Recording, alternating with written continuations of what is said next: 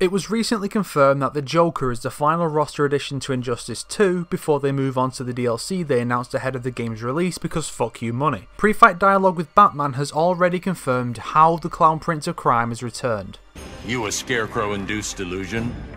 Yes, but don't tell him I told you.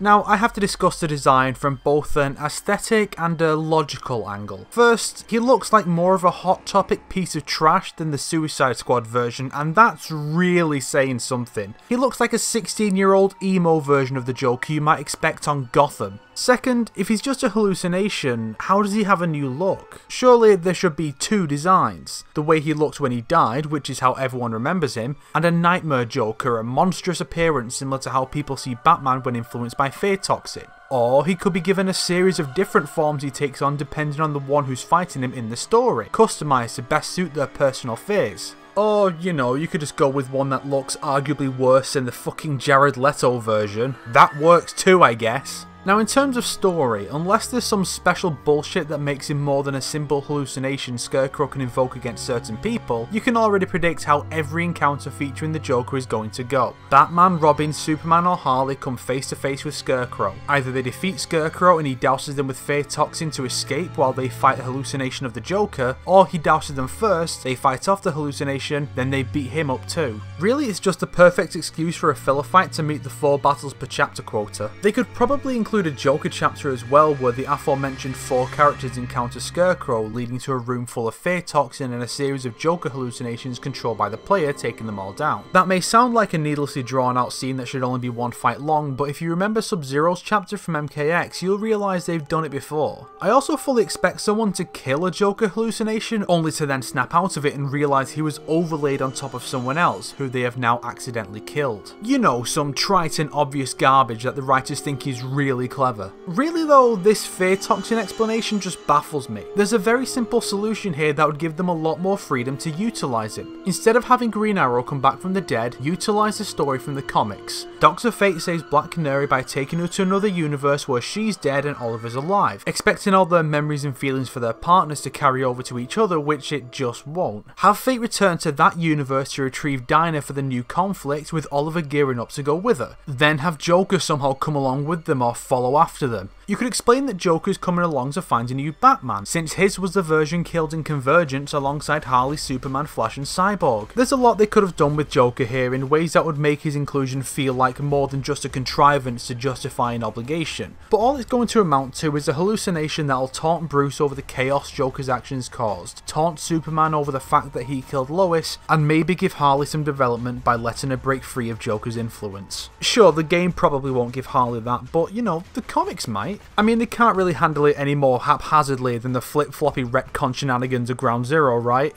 Right? You're the other Earth's Joker. This Earth's better. I had disciples here.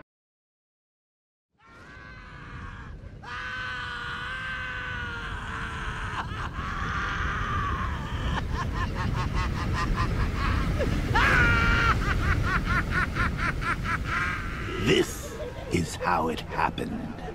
This is how the Joker died.